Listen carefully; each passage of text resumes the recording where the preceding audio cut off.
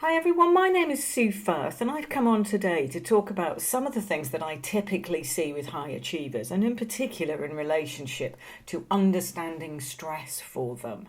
Now, this isn't usually a topic that they talk about by calling it stress necessarily. They'll call it other things, and this is the reason why pressure and lots of demands triggers the same kind of response. So who am I?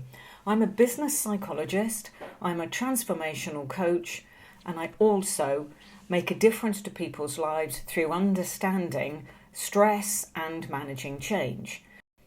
Now, if I was to challenge you with a singular question for a second and say to you, why do you think high achievers get stressed? You'd be mistaken, but absolutely within your reason to say you think it might be fear of failure or any number of other issues that come up. But actually, in my experience, it's a lot to do with the way they've wired their brains, and they are driven by dopamine. Now, what this actually means is it drives a bigger, better, faster, harder driver, because that equates to those people want more, and more equals dopamine. So when they're wanting more, it means that they're wanting things to get bigger and better, obviously, but that drives ever more dopamine into their system.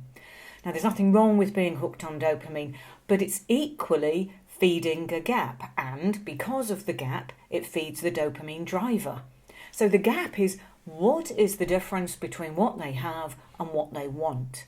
And because this is a forever conscious thing that they're focusing on, because they want more in life or they want more success in business, they drive ever harder, which then feeds our drivers still further.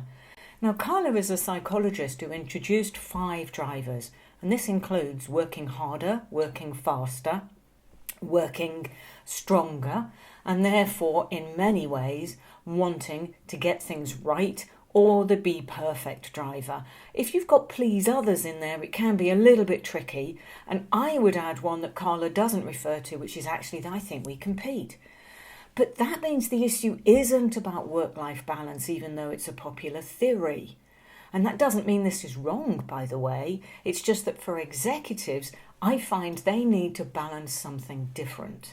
It's not so much about work to life, but the real issue, which I think is almost more important, is actually balancing this, which is their need for dopamine with the genuine desire to make sure that they slow down, because if they don't, everything is done at speed, that other people cannot do the same thing at the same pace, so having patience is also in there, and reward, so that they actually wire in the opportunity to be grateful for what they've got.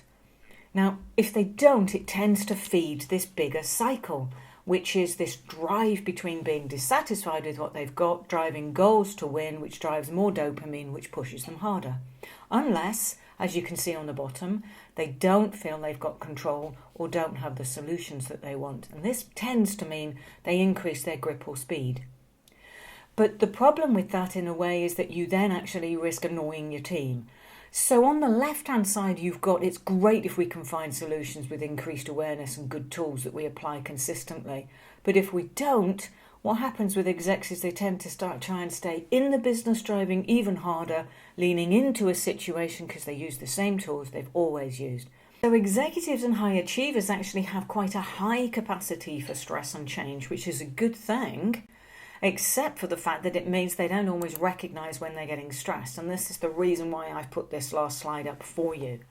Because for them, if they use the same tools, then they will lean in instead of leaning out of a situation. And whilst there's nothing wrong with that necessarily, if you consistently do that, there is a risk of something quite important. And that might not be recognised as stress. It might not be recognised or manifest itself as depression by any means. But unfortunately, it does mean there's an increased risk of burning out. So I hope that makes sense. I hope you've managed to have a bit of a think and a few light bulb moments, and I will record a second one very soon with some tips and solutions that you can do about this. Okay, everyone, bye for now.